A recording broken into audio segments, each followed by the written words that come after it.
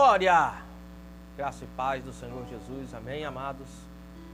Quero cumprimentar os meus amados irmãos da primeira igreja congregacional de Itaguaí. Aqui é Evangelista Luiz em mais um vídeo para a Escola Bíblica Dominical.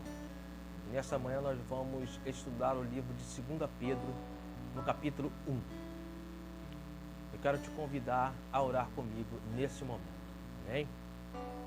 Senhor Deus, muito obrigado, Senhor, por esta oportunidade de estarmos estudando, Senhor, a Tua Palavra. Senhor, que o Senhor venha falar profundamente ao nosso coração através desse estudo, Senhor.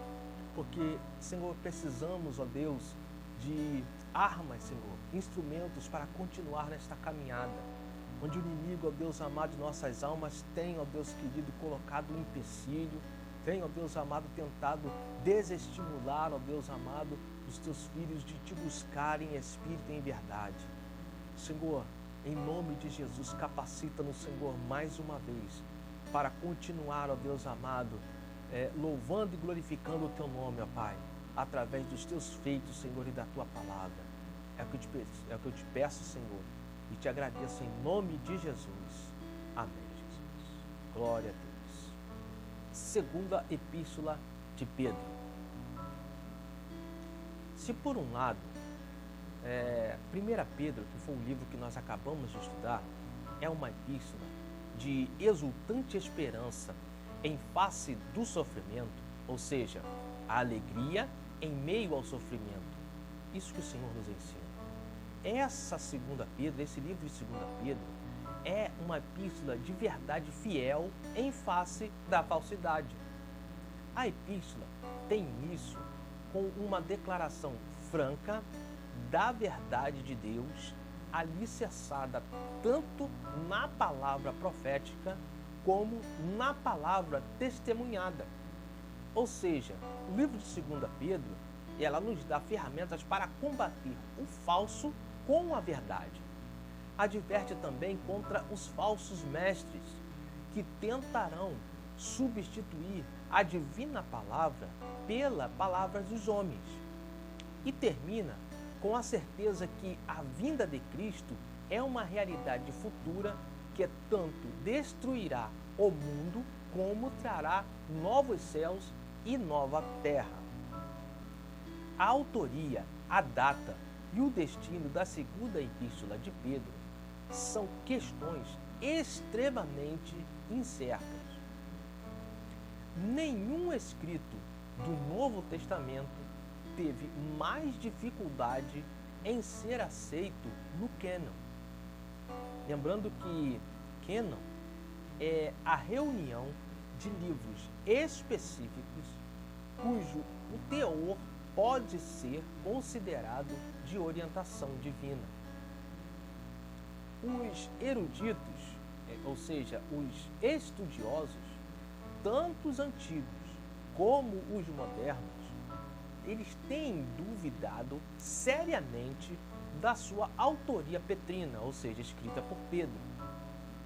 Uma curiosidade: embora ocorram indicações a respeito da carta no segundo século, lá na epístola das igrejas de Lyon e Viena, e em um tratado preparado por Teófilo de Antioquia, a primeira vez em que ela é claramente mencionada é por Orígenes, que foi um teólogo, filósofo e um dos padres gregos. Porém, essa menção foi justamente para pô-la em dúvida. No terceiro século, outro teólogo, Eusébio, diz: quanto à corrente da segunda epístola, ela não tem chegado até nós como canônica, ou seja, aceita pelo cânon, embora tenha sido estudada longamente com o restante das escrituras, visto que tem parecido útil para muitos. Seguindo, essas observações feitas por Jerônimo, mais um teólogo, muitos eruditos modernos sentem que o estilo grego da epístola ela é significativamente diferente do livro de 1 Pedro. E para isso, tem sido apresentado uma teoria de que algum autor do segundo século escreveu em nome de Pedro, a fim de obter prestígio para a sua própria mensagem. Existem outros escritos sob o nome de Pedro e também de outros apóstolos, que são reconhecidamente espúrios, ou seja, falsos.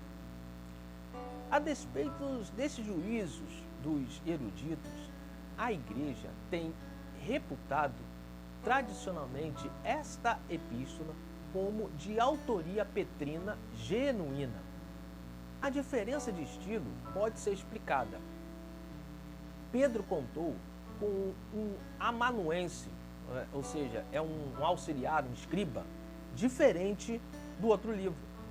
Ele escreveu também para uma única congregação e não para um grupo. Escreveu com menos pressa, visto que o seu propósito e as circunstâncias eram diferentes.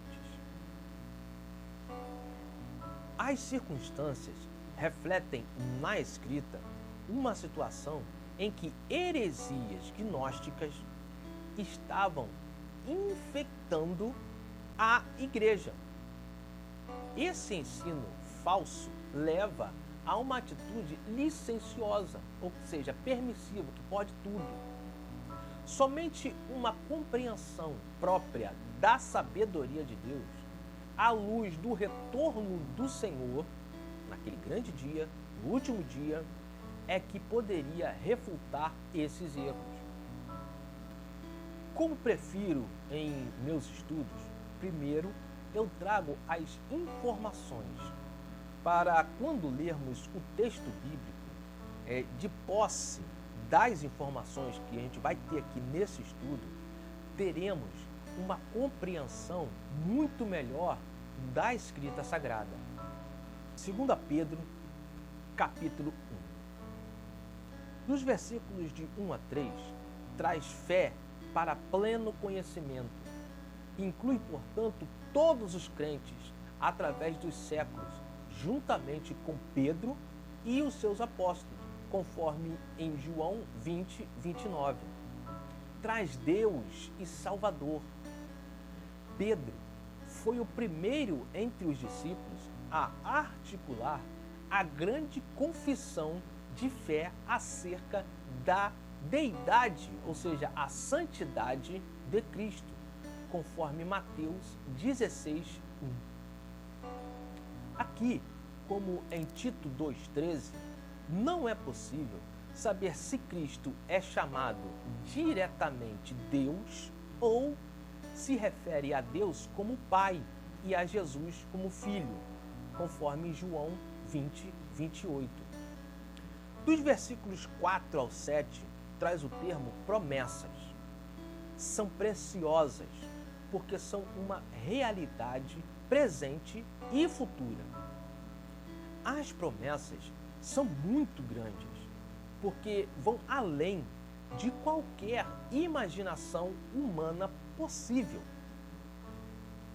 Estes versículos, em grande parte, ajudou João Wesley a atravessar sua crise espiritual e encontrar paz com Deus em 24 de maio de 1730.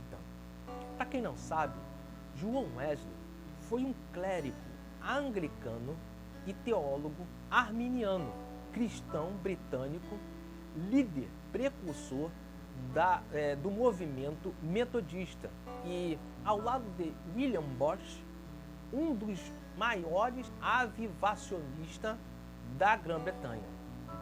Vemos então que Deus oferece as preciosas e grandes promessas para nos animar.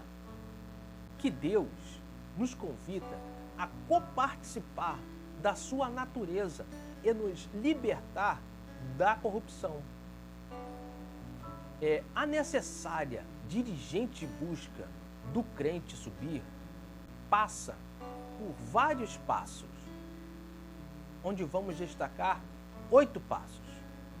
Passo 1, fé pessoal em Cristo, como em Efésios 2, 8 e 9. Passo 2, virtude e bondade moral, em Gálatas 5, 22. Passo 3, conhecimento, palavra-chave para esta epístola, que corresponde à fé que encontramos em Paulo. Não é intelectual, mas experimental. Transforma aquele que a exerce. Passo 4, domínio próprio, Gálatas 5, 23. Passo 5, perseverança em seguir a Cristo, mesmo que custe a vida, como em Malaquias 24, 13 e 2 Pedro 2, 21. Passo 6, piedade, semelhança com Deus, 1 Timóteo 6, 3. Passo 7, fraternidade, comunhão e amizade com todos os crentes, como 1 Pedro 1, 22. E o passo 8, amor, o fim e o auge do crescimento espiritual, 1 Coríntios 13, 1 e 3. Dos versículos de 8 a 9, traz o termo aumentando. A santidade é um processo em que contraste com a justificação que garante nossa posição perfeita em Cristo, como Romanos 5, 1. No versículo 10, traz o termo confirmar. Fé inativa é morta, como Tiago 2,17. Conhecimento infrutífero, cegueira espiritual e esquecimento da purificação desmentem a nossa vocação e eleição. E uma nota, só esquecemos aquilo que não priorizamos. Nos versículos 11 e 12, traz o termo entrada.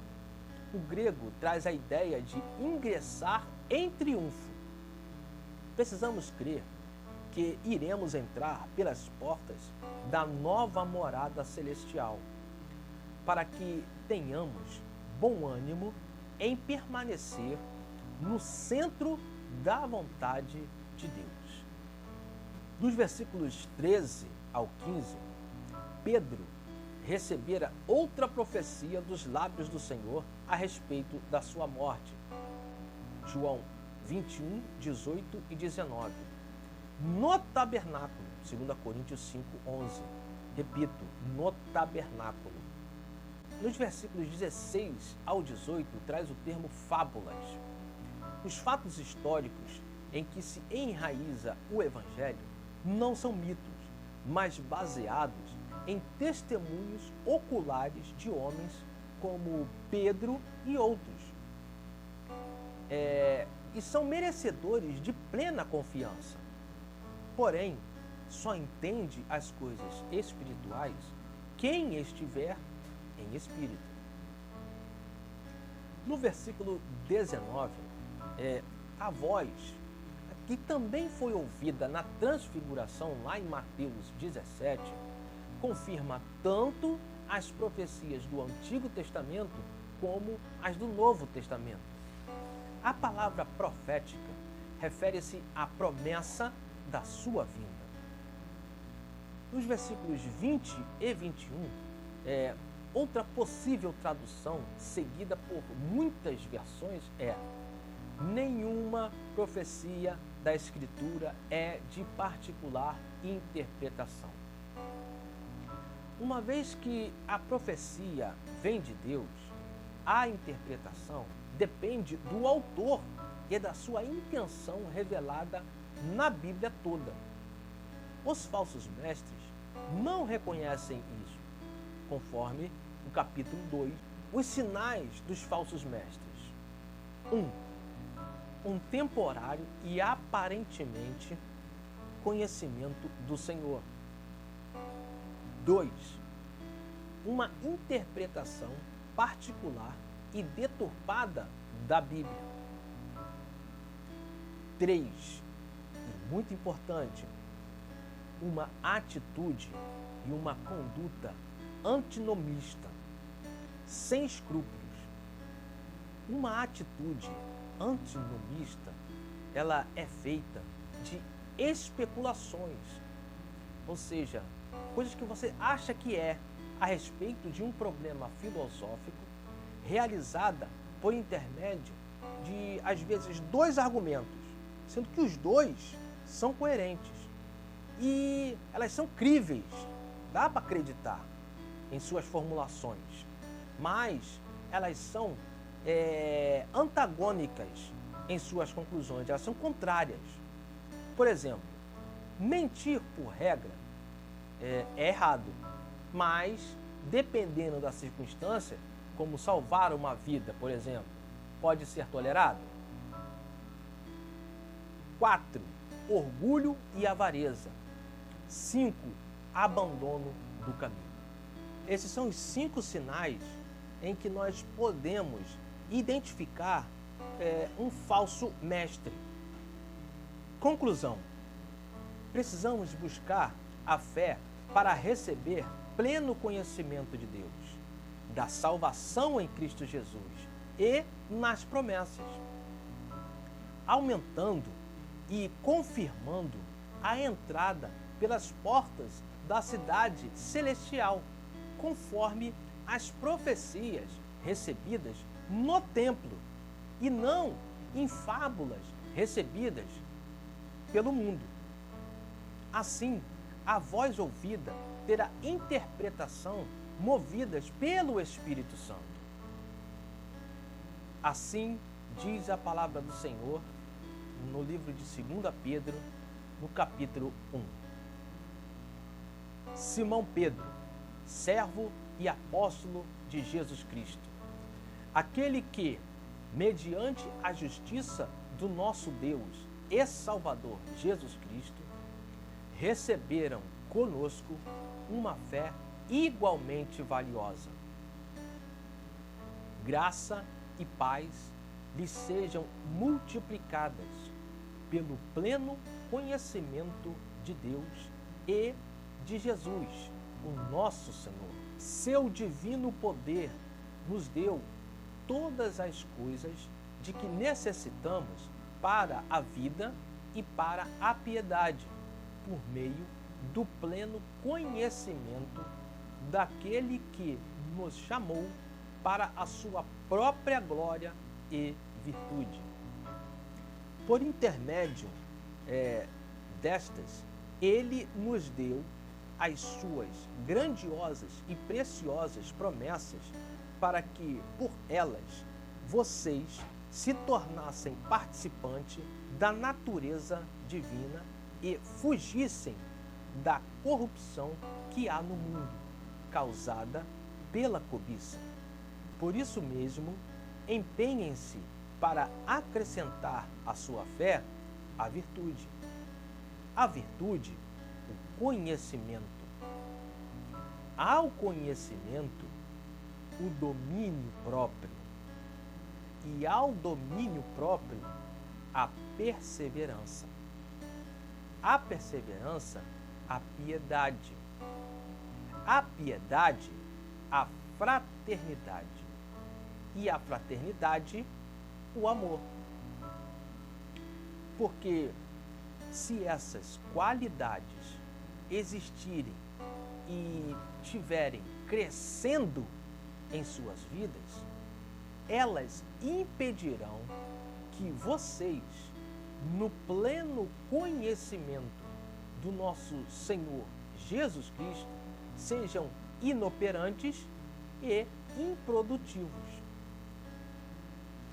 Todavia, se alguém não as tem, está cego, só vê o que está perto, esquecendo-se da purificação dos seus antigos pecados. Portanto, irmãos, empenhem-se ainda mais para consolidar o chamado e a eleição de vocês, pois se agirem dessa forma, jamais tropeçarão. E assim, vocês estarão ricamente providos quando entrarem no reino eterno de nosso Senhor e Salvador, Jesus Cristo. Por isso, sempre terei o cuidado de lembrar-lhes estas coisas, se bem que vocês já as sabem e estão solidamente firmados na verdade que receberam. Considero importante, enquanto estiver no tabernáculo deste corpo, despertar a memória de vocês, porque sei que em breve deixarei este tabernáculo, como o nosso Senhor Jesus Cristo já me revelou.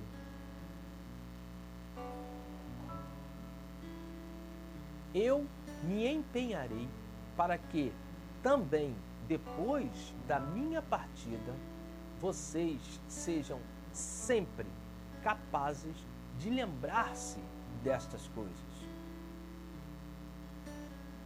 De fato, não seguimos fábulas engenhosamente inventadas quando lhes falamos a respeito do poder e da vinda do nosso Senhor Jesus Cristo. Pelo contrário, nós fomos testemunhas oculares da sua majestade. Ele recebeu honra e glória da parte de Deus Pai, quando da suprema glória lhe foi dirigida a voz que disse: Este é o meu Filho amado, em quem me agrado.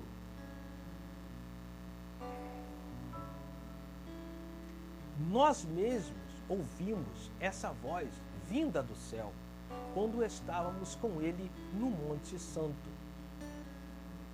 Assim, temos ainda mais firme a palavra dos profetas, e vocês farão bem se a ela prestarem atenção, como uma candeia que brilha em lugar escuro, até que o dia clareie e a estrela da alva nasça em seus corações. Antes de mais nada, saibam que nenhuma profecia da Escritura provém de interpretação pessoal, pois jamais a profecia teve origem na vontade humana, mas homens falaram da parte de Deus, impelidos pelo Espírito Santo. Assim, queridos, como nós vimos nessa mensagem, precisamos combater o falso com a verdade. Acho que nós precisamos enfatizar cada vez mais a verdade bíblica, para que essas falsas narrativas que se encontram em todos os setores da sociedade, irmãos. Eu acho que a Bíblia, ela é perfeitamente viável para abrir os olhos de toda a sociedade. Nós precisamos usar isso, nós precisamos manifestar cada vez mais isso. Que Deus abençoe a cada um dos meus irmãos e que essa palavra fale ao seu coração, em nome de Jesus. Amém.